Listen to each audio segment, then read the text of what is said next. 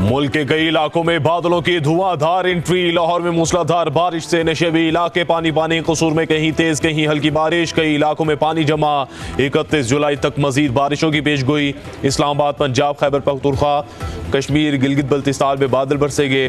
पहाड़ी इलाकों में बारिश से नदी नालों में तगयानी और लैंड स्लाइडिंग का खदशा।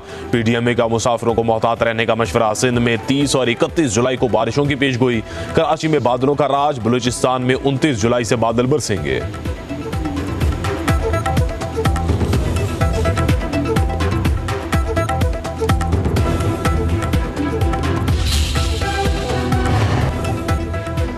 बूंद बारिशों और ग्लेशियर्स पिघलने से दरियाओं में पानी का बहाव तेज। दरियाए सिंध में तरबेला, कालाबाग, चश्मा मेराज और तोनसा में निश्चित दर्जे का सैलाब।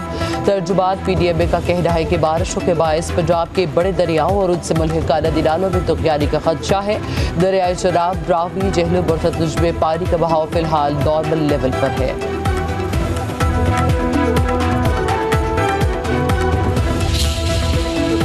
सयाहों की जन्नत गिलगित बल्तिस्तान में तबाही के मनाजिर। बाबूसर टॉप और दयामर में सैलाबी रेलों और लैंड स्लाइडिंग से हर तरफ खौफ का आलम।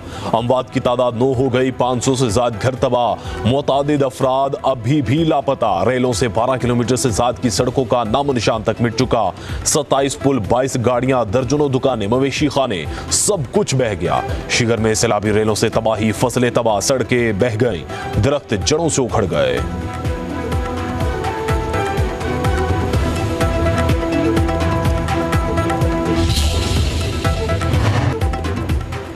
ईरान के शहर जाहिदान में अदालती कंपाउंड पर मुसल्लह अफराद का हमला। असलहा से लैस अफराद जजों के कमरों में फायरिंग करते रहे।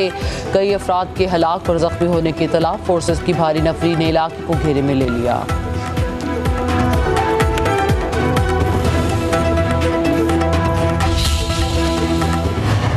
India uses the terrorism bogey to mislead the world and malign Pakistan.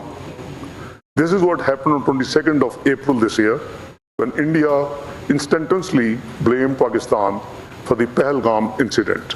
We are thankful to President Trump, Secretary Rubio and his team for facilitating the ceasefire between India and Pakistan. We believe in peace and we never escalated as a first mover, which obviously includes Gaza. At the moment we are concerned, it's a typical, Jammu and Kashmir like situation. Palestine even worse. Gaza has become now a graveyard not of human being, also international law. Bharat की खिते में तसल्लुत की कोशिशें दफन कर दी। हिंदुस्तान को अमन के लिए blame game को छोड़ना होगा। नायब वज़ीर-ए-आज़म इसहाक़ डार का वाशिंगटन में खिताब। कहा, हिंदुस्तान दहशतगर्दी का बहाना बनाकर दुनिया को गुमराह कर रहा है। बगैर सबूत पहलगाम वाक़े का पाकिस्तान पर इल्जाम लगाया गया। हमसाया ममालिक के साथ तनाव नहीं चाहते। खिता दुश्मनी से नहीं, तिजारती रवाबित और पार्टनरशिप से चल सकता है। दहशतगर्दी अब भी एक चैलेंज है। अफगानिस्तान दहशतगर्दों के खिलाफ कार्रवाई करे। फलस्तीन समेत तमाम तनाज़ात का हल डायलॉग में है। पाकिस्तान ने ईरान इसराइल तनाज़े में डायलॉग पर जोर दिया।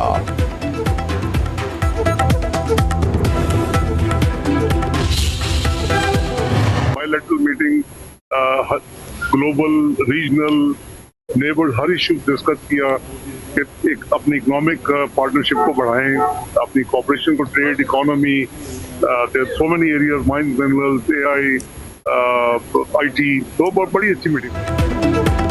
पाकिस्तान और अमरीका का मिलकर काम करने का आज़म। नायब वज़ीर-ए-आज़म इसहाक़ डार की अमरीकी वज़ीर ख़ारजा मार्को रूबियो से मुलाकात। पाक अमरीका ताल्लुकात, तजारत, सरमायाकारी और इक़्तिसादी ताउन पर गुफ्तगू। इसदाद दहशतगर्दी और इलाक़ाई अमन पर भी तबादला ख्याल। इसहाक़ डार का कहना है कि अमरीका से एज नहीं ट्रेड चाहते हैं। पाकिस्तान अमरीकी मंडियों तक रसाई चाहता है। तजारती मुआहिदा चंद हफ्तों में हो जाएगा। पाक भारत कशीदगी के दौरान सदर ट्रंप का किरदार और काविशें लायक तहसीन करार। अमरीकी वज़ीर ख़ारजा का दहशतगर्दी के खिलाफ जंग में पाकिस्तान की लाजवाल कुर्बानियों का एतराफ़।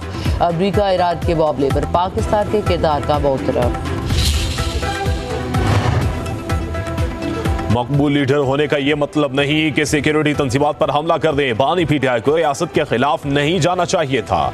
नायब वज़ीर आज़म इसहाक डार की अमरीकी थिंक टैंक एटलांटिक काउंसिल में गुफ्तगू। बोले, पाकिस्तान में मुल्की तंजीमात पर हमला गद्दारी है। जब रियासत के खिलाफ हथियार उठाया जाता है तो फिर कानून को अपना रास्ता अपनाना पड़ता है।